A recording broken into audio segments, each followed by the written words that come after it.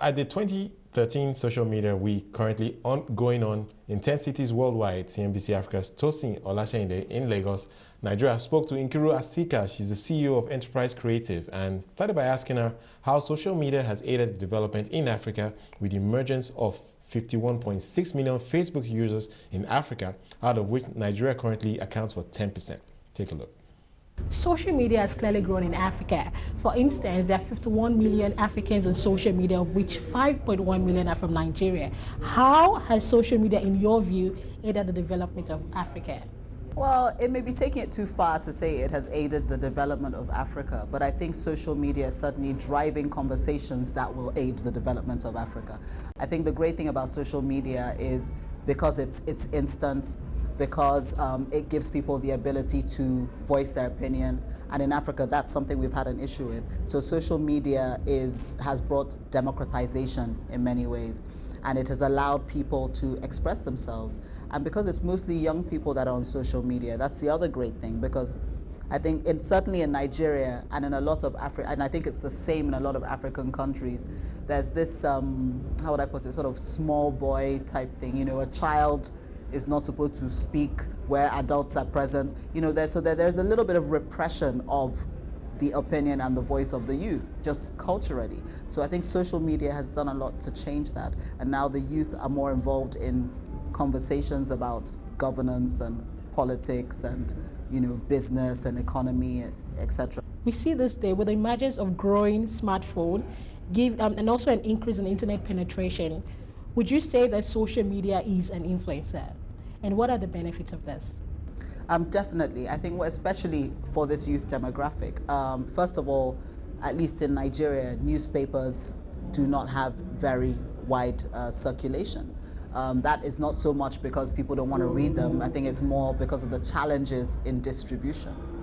But the truth is, even if distribution was made perfect, young people are more likely to go to social media for news sources. Why? It's more instantaneous, it's more visual. You know, you can actually get breaking news, whereas, you know, you don't really get breaking news in a newspaper or in a TV nightly newscast. But you can go on Twitter and hear what people are saying, see, you know, footage of whatever is happening. How has the social media impacted the global perception of Africa, and what are the benefits?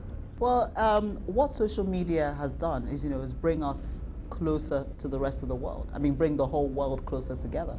So I think one of the things that is important is that it's helping the rest of the world, you know, learn more about Africa, see that actually we probably have more, you know, in common than we have different with each other as human beings. I think that's one of the lessons of social media. But also, you know, because through social media and through digital tools, they're able to experience our music, our fashion, our movies, you know, so that they've grown to enjoy our culture.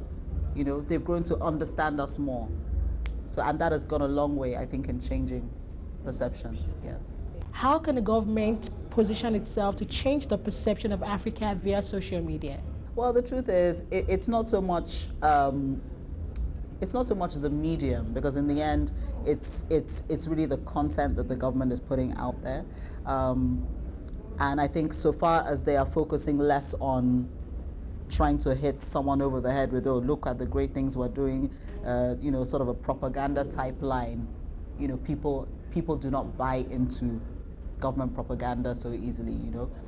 But if government uses social media to have a conversation with its citizens, with the youth, if government uses social media as a way to ask questions, if government uses social media to listen, you know, even maybe as much, if not more than to talk, then they will begin to see, you know, that a better relationship builds, you know, and people will begin to develop more trust in the government. How can social media be used by African companies to tell their stories of business? For instance, at the conference yesterday, you spoke about a bank that had a handicapped person working there. How can they tell people more about their day-to-day experiences? Well, I think the thing about social media, which companies have to realize, and that it gives you an opportunity to tell stories. And branding is about, telling a story that will help your consumer, your audience, believe in you,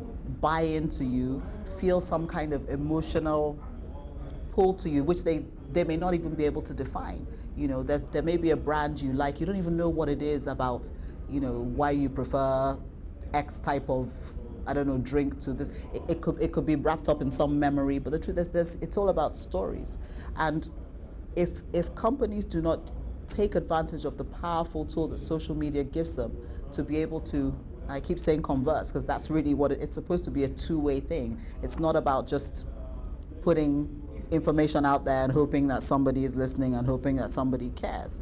It's also about finding out, what do you care about? And then saying, oh, you know what? We're doing this. What do you think? What's your opinion? So that's how they will begin to develop that trust and, really build brands that have value in the eyes of the consumer.